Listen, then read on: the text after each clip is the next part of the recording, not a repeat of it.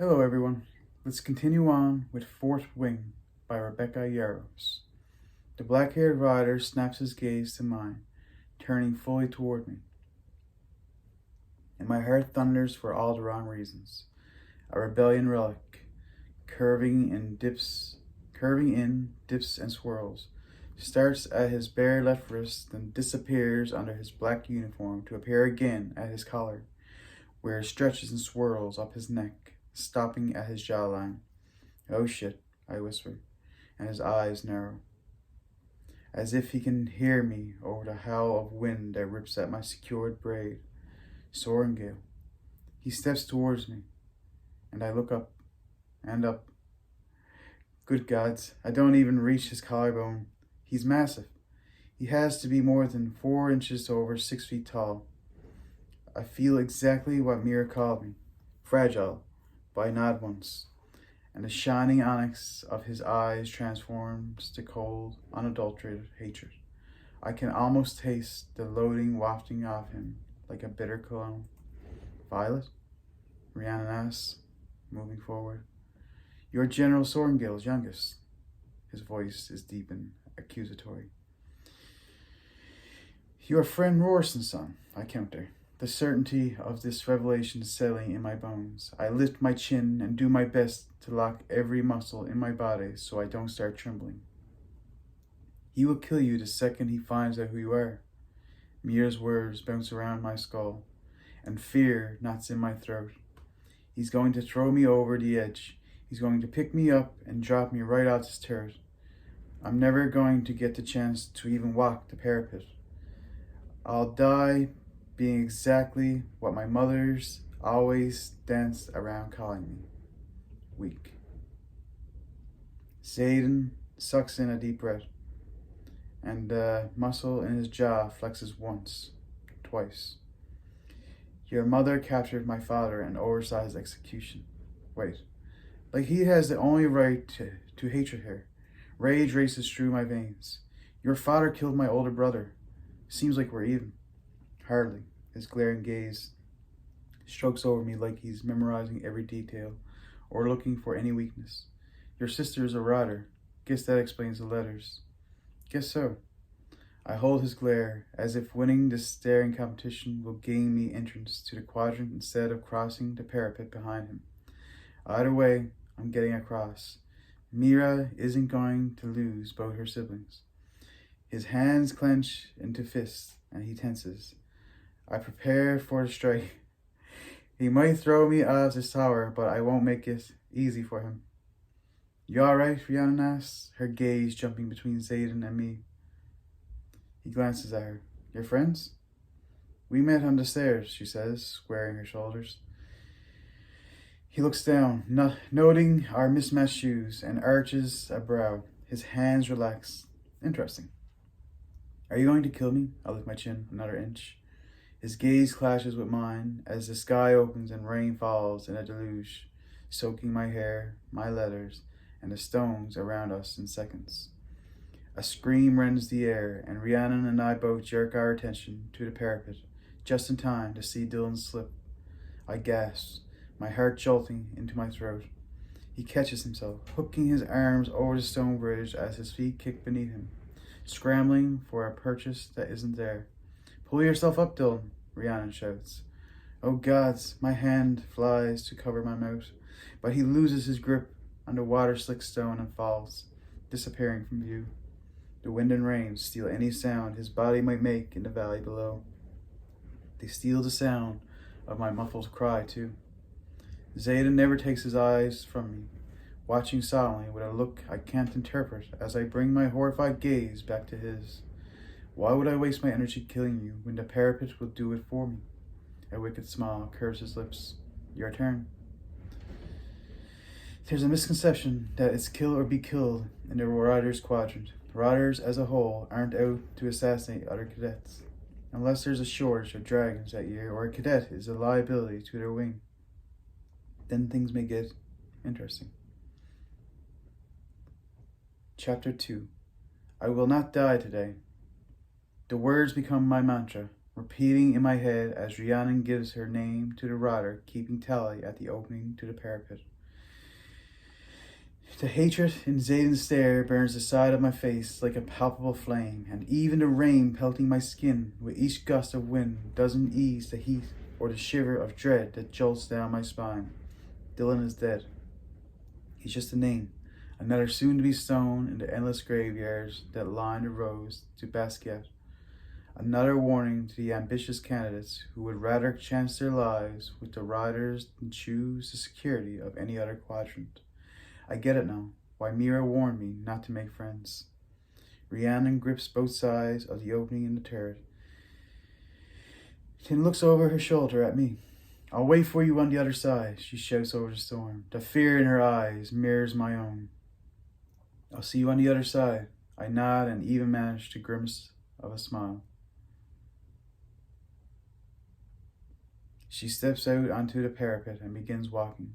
And even though I'm sure his hands are full today, I send up a solemn prayer to Zinal, the god of luck. Name?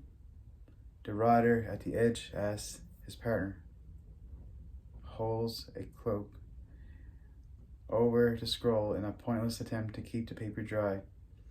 Violet Sorengale, I answer as thunder cracks above me, the sound oddly comforting. I've always loved the nights where storms beat against the fortress window, both illuminating and throwing shadows over the books I curled up with. Though this downpour might just cost me my life, with a quick glance, I see Dylan's and Rhiannon's names already blurring at the end where water has met ink. It's the last time Dylan's name will be written anywhere but his stone. There will be another roll at the end of the parapet, so the scribes have their beloved statistics for casualties. In another life, it will be me reading and recording the data for historical analysis. Sorengale? The rider looks up, his eyebrows rising in surprise. As in General Sorengale? The same. Damn. It's already getting old. And I know it's only going to get worse. There's no avoiding the comparison to my mother. Not when she's the commander here. Even worse, they probably think I'm naturally gifted rider like Mira or a brilliant strategist like Brennan was. Or they'll take one look at me, realize I'm nothing like the three of them, and declare open season. I place my hands on either side of the turret and drag my fingertips across the stone. It's still warm from the morning sun, but rapidly cooling from the rain. Slick, but not slippery from moss growth or anything. Ahead of me, Rhiannon is making her way across, her hands out for balance. She's probably a fourth of the way, her figure becoming blurrier the farther she walks into the rain. I thought she only had one daughter, the other rider asks, angling the cloak as another gust of wind blows into us. If it's this windy here, my bottom half sheltered by the turret, then I'm about to be in for a world of hurt on the parapet. I get that a lot, in through my nose, out through my mouth. I force my breathing to calm, my heart rate to slow from a scallop. If I panic, I'll die. If I slip, I'll die. Oh, fuck it. There's nothing more I can do to prepare for this. I take the lone step onto the parapet and grip the stone wall as another gust hits, knocking me sideways against the opening in the turret. And you think you'll be able to ride? The asshole candidate behind me made Max. Some Sorengale with that kind of balance. I pity whatever wing you end up in. I regain my balance and yank the straps out of my pack tighter. Name? The rider asks again, but I know he's not talking to me. Jack Barlow, the one behind me answers. Remember the name. I'm going to be a wing leader one day. Even his voice reeks of arrogance. You better get going, Sorengale, Zayden's deep voice orders. I look over my shoulder and see him pinning me with his glare. Unless you need a little motivation. Jack lunges forward, his hands raised. Holy shit, he's going to shove me off. Fear shoots through my veins and I move, leaving the safety of the turret as I bolt onto the parapet. There's no going back now. My heart beats so hard that I hear it in my ears like a drum. Keep your eyes on the stones ahead of you and don't look down. Mira's advice echoes in my head, but it's hard to heed it when even steps when every step could be my last. I throw my arms out for balance, then take the measured mini strides I practiced with Major Gilstead in the courtyard. But with the wind, the rain, and the 200-foot drop, this is nothing like practice. The stones beneath my feet are uneven in place, held together by mortar in the joints that make it easy to trip, and I concentrate on the path ahead of me to keep my eyes off my boots. My muscles are tight as I lock my center of gravity, keeping my posture upright. My head swims as my pulse skyrockets. Calm. I had to stay calm.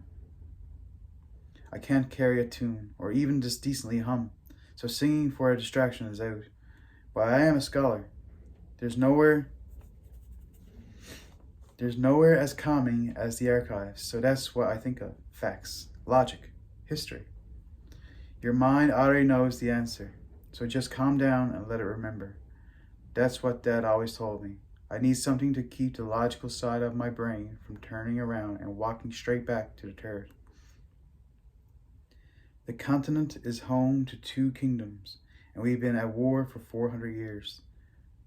I recite using the basic, simple data that has been drilled into me for easy recall in preparation for the scribe's test. Step after step, I make my way across the parapet. Navarre, my home, is the larger kingdom with 6 unique provinces. Terrandor, our southernmost and largest province, shares its border with the province of Kravla within the Pormil kingdom. Each word calms my breathing and steadies my heart rate, lessening the dizziness. To our east lie the remaining 2 Poromil provinces of Bravik and Sigensen, with the Espen Mountains providing a natural border. I pass the painted line that marks halfway. I'm over the highest point now, but I can't think about that. Don't look down. Beyond Kravla, beyond our enemy, lie the distant barrens, a desert. Thunder cracks. The wind slams into me, and I flail my arms. Shit! My body sway left with the gale, and I drop to the parapet, holding on to the edges and crouching so I don't lose my footing, making myself as small as possible as the wind howls over and around me, stomach churning. I feel my lungs threaten to hyperventilate as panic seizes me at knife point. Within Navarre, Terrandor was the last of the bordering provinces to join the alliance and swear fealty to King Reginald. I shout into the howling wind, forcing my mind to keep moving against the very real threat of paralyzing anxiety. It was also the only province to attempt secession 627 years later, which would have eventually left our kingdom defenseless had they been successful. Rhiannon is still ahead of me, at what I think is a 3/4 point. Good. She deserves to make it. The kingdom of Poromil mainly consists of arable plains and marshlands, and is known for exceptional textiles, endless fields of grain, and unique crystalline gems capable of amplifying minor magics. I spare only a quick glance at the dark clouds above me before inching forward, one foot carefully placed in front of the other. In contrast, Navarre's mountainous regions offer an abundance in ore, hardy timber from our eastern provinces, and limitless deer and elk. My next step knocks a couple of pieces of mortar loose, and I pause as my arms wobble until I regain my balance. I swallow and test my weight before moving forward again. The trade agreement of Ressen, signed more than 200 years ago, ensures the exchange of meat and lumber from Navarre for the cloth and agriculture within Poromil 4 times a year at the Athenbine outpost on the border of Kravla and Terrandor. I can see the Riders' Quadrant from here. The enormous stone footing of the citadel rise up the mountain to the base of the structure, where I know this path ends if I can just get there. Scraping the rain from my face with the letter on my shoulder, I glance back to see where Jack is. He stalled at just after the quarter mark, his stocky form standing still, like he's waiting for something. His hands are at his sides. The wind seems to have no effect on his balance. Lucky bastard. I swear, he's grinning across the distance. But it could just be the rain in my eyes. I can't stay here. Living to see the sunrise means I have to keep moving. Fear can't rule my body. Squeezing the muscles of my legs together for balance, I slowly let go of the stone beneath me and stand. Arms out. Walk. I need to get as far as possible before the next gust of wind. I look back over my shoulder to see where Jack is, and my blood chills to ice. He's turned his back on me and is facing the next candidate, who wobbles dangerously as he approaches. Jack grabs the gangly boy by the straps of his overpack rucksack, and I watch, shock locking my muscles, as Jack throws the scrawny candidate from the parapet like a sack of grain. A scream reaches my ears for an instant before fading as he falls out of sight. Holy shit. You're next, Sorengale, Jack bellows, and I jerk my gaze from the ravine to see him pointing at me, a sinister smile curving his mouth. Then he comes for me, his strides eating up the distance between us with horrifying speed. Move, now. Terrandor encompasses the southwest of the continent, I recite, my steps even but panicked on the slick, narrow path, but my left foot slipping a little at the beginning of each step. Made up of hostile mountainous terrain and bordered by the Emerald Sea to the west and the Arctal Ocean to the south, Terrandor is nearly impenetrable, though separated geographically by the cliffs of Dralor, a natural protective barrier. Another gust slams into me, and my foot slips off the parapet. My heart lurches. The parapet rushes up to meet me as I stumble and fall. My knees slam into the stone, and I yelp at the sharp bite of pain. My hands scramble for purchase as my left leg dangles out the edge of this bridge from hell. Jack, not far behind now. Then I make the gut-twisting error of looking down. Water runs out of my nose and chin, splattering against the stone before falling to join the river gushing through the valley more than 200 feet below. I swallow the growing knot in my throat and blink, fighting to steady my heart rate. I will not die today. Gripping the sides of the stone, I brace as much of my weight as I can thrust on the slick stones to hold and swing my left leg up. The ball of my foot finds the walkway. From here, there aren't enough facts in the world to steady my thoughts. I need to get my right foot under me, the one that has better traction. But one wrong move and I'll find out just how cold that river beneath me is. You'll be dead on impact. I'm coming for you, Sorengale, I hear from behind me. I shove out the stone and pray my boots find a pathway as I burst to my feet. If I fall, fine.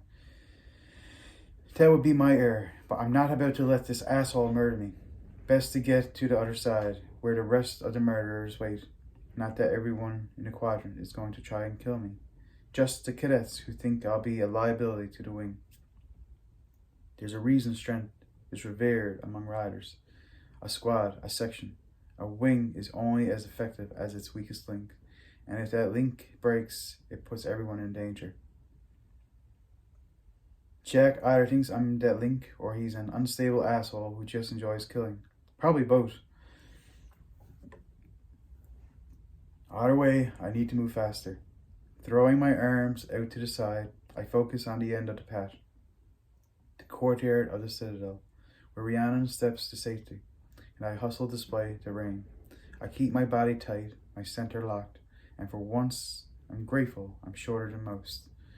Will you scream the whole way down? Jack mocks, still shouting, but his voice is closer. He's gaining on me. There's no room for fear, so I block it out, envisioning shoving the emotion behind locked iron bars in my mind. I can see the end of the parapet now, the riders who wait at the entrance to the Citadel. There's no way someone who can't even carry a full rucksack past the entrance stand. You're a mistake, Sorengale, Jack calls out, his voice clear. But I don't chance losing my speed to check how far he is behind me. It's really for the best that I take you out now, don't you think? It's so much more merciful than letting the dragons have at you. They'll start to eat you leg by rickety leg while you're still alive. Come on, he jokes. It will be my pleasure to help you out. The fuck you will, I mutter. There are only a dozen feet left to the outside of the citadel's enormous walls. My left foot slips, and I wobble, but I only lose a heartbeat before I'm moving forward again. The fortress looms behind those thick battlements, carved into the mountain in an L-shaped formation of tall stone buildings, built to withstand fire for obvious reasons.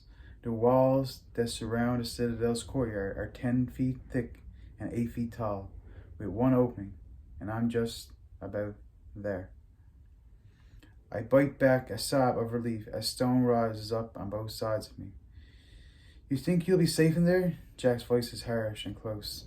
Secure on both sides by the walls, I run the last 10 feet, my heart pounding as adrenaline pushes my body to its max, and his footsteps charge behind me. He lunges for my pack and misses, his hand hitting my hip as we reach the edge. I hurtle forward, jumping the 12 inches off the elevated parapet down to the courtyard, where 2 riders wait. Jack roars in frustration, and the sound grips my heaving chest like a vice. Spinning, I rip a dagger from its sheath at my ribs just as Jack skids to a halt above me on the parapet, his breath choppy and his face ruddy. Murder is etched in his narrowed, glacial blue eyes as he glares down at me. And where the tip of my dagger now indents the fabric of his breeches against his balls. I think I'll be safe for it right now. I manage between ragged breaths, my muscles trembling, but my hand more than steady. Will you?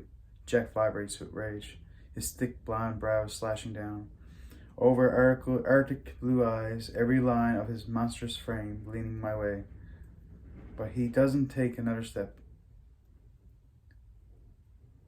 It is unlawful for a rider to cause another harm, while in a quadrant formation or in the supervisory presence of a superior ranking cadet. I recite from the codex, my heartbeat still in my throat, as it will diminish the efficacy of the wing.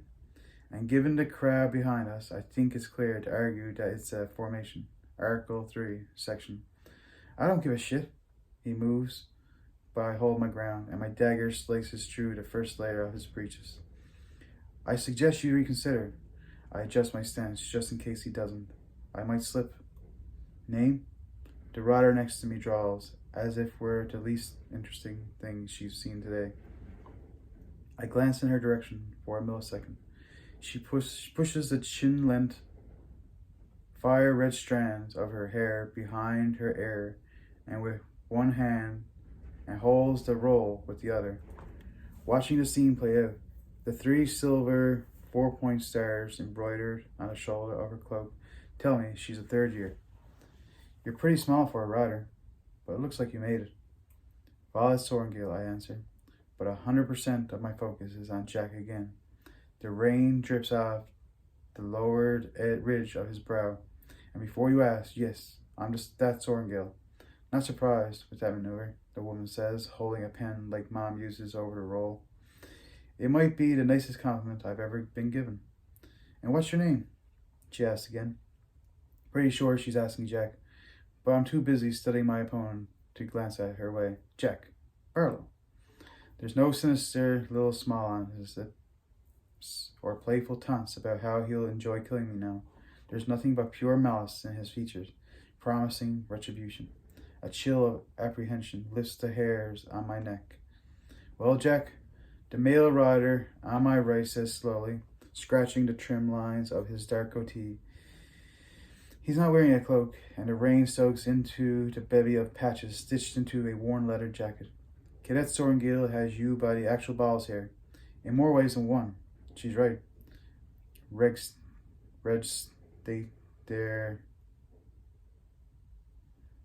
state that there's nothing but respect among riders at formation. You want to kill her? You'll have to do it in the sparring ring or on your own time. That is, if she decides to let you out the parapet, because technically You're not on the ground yet, so you are not a cadet. She is. And if I decide to snap her neck and the second I step down, Jack growls, and the look in his eyes says he'll do it. Then you get to meet the dragons early, the redhead answers, her tone bland. We don't wait for trials around here. We just execute. What's it going to be, Sorrengail? The male rider asks. You going to have Jack here start as a eunuch? Shit. What is it going to be? I can't kill him. Not at this angle. And slicing out his balls is only going to make him hate me more, if possible. Are you going to follow the rules? I asked Jack. My head is buzzing, and my arm feels so damn heavy, but I keep my knife on target. Guess I don't have a choice. A corner of his mouth tilts into a snare, and his posture relaxes as he raises his hand, palms out. I lower my dagger, but keep it palmed and ready as I move sideways toward the redhead, keeping roll. Jack steps down into the courtyard, his shoulder knocking mine as he walks by, pausing to lean in close. You're dead, Sorrengail, and I'm going to be the one to kill you. Blue dragons descend from the extraordinary Gormphelius line. Known for their formidable size, they are the most ruthless, especially in the case of the rare blue daggertail, whose knife-like spikes at the tip of their tail can disembowel an enemy with one flick. We're going to leave it out there for this video. But I hope you'll follow me again in the next video. Bye for now.